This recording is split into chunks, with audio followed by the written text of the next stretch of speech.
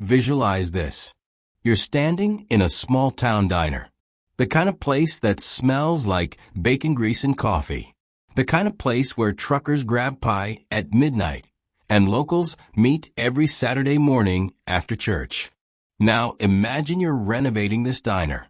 You're prying up cracked floor tiles, peeling back old linoleum, when your crowbar slams against something that doesn't sound like wood or concrete. It's hollow, heavy, metal. You scrape away more flooring. Dust rises. And then you see it. Not just a panel.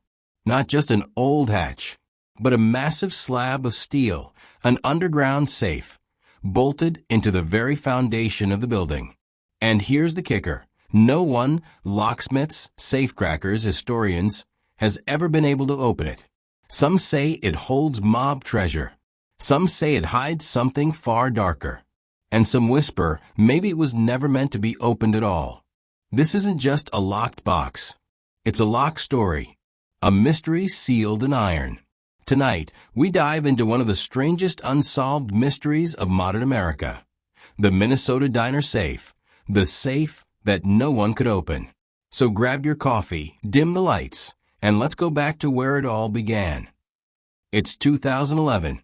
The Riverside Diner, a mom-and-pop restaurant in rural Minnesota, is being renovated. The diner has history. Open since the 1950s, it was the kind of place where waitresses knew your order before you sat down. Their fried chicken was legendary. Their coffee was bottomless. But as workers tore up flooring near the back, their boots hit something unusual. A hollow thud. At first, they thought it was just an old storage pit, maybe a hatch to an old basement. But as they pried away more tile, they revealed something that would stop the entire renovation cold. A safe. And not just any safe. This thing was enormous, nearly 6 feet across, with riveted steel edges, a heavy wheel lock, and a door bolted directly into the foundations. Rusted, weathered, but undeniably strong. And then there were the markings. Strange etchings carved into the frame. Circles, crosses, triangles. The kind of crude designs that didn't look like a manufacturer's stamp. They looked deliberate. Within hours, word spread. The regulars weren't ordering pancakes anymore. They were lining up to peer down into the diner's floor, whispering about what could be inside. Mob loot? Prohibition liquor? A body? The Riverside Diner had gone from greasy spoon to ground zero for mystery. The owners did what anyone would do. They called in professionals. Veteran locksmiths came first, armed with stethoscopes, drills, and borescopes. They tried to map the lock. They tried to listen for tumblers. But the safe was silent. Every attempt ended in failure. Then came the heavy hitters. Professional safecrackers, the kind you see on TV opening century-old bank vaults. They brought thermal lances, laser scanners, even ground-penetrating radar to map the interior. Nothing worked. The steel was thicker than expected. The locking mechanism was unfamiliar. It didn't match common safes from the 1800s or the early 1900s. Some experts said it looked custom-built. Others swore it looked much older. One safecracker was quoted saying, "It's like this thing doesn't want to be opened. I've cracked safes in Vegas casinos and old Chicago mob vaults. But this is something else." That was when things took a darker turn. Late at night, after closing, staff cleaning the diner began reporting strange sounds. Metallic taps. Soft, rhythmic knocking. Always faint. Always from the safe. Of course, skeptics dismissed it as pipes contracting or the building settling. But once the rumor spread, you couldn't unhear it. Customers leaned in close, pressing their ears to the rusted steel. Some swore they felt vibrations. Others claimed they heard whispers. Was it imagination or something else? To understand the safe, you have to understand the land beneath it. Before the diner, The plot had been home to a general store in the late 1800s.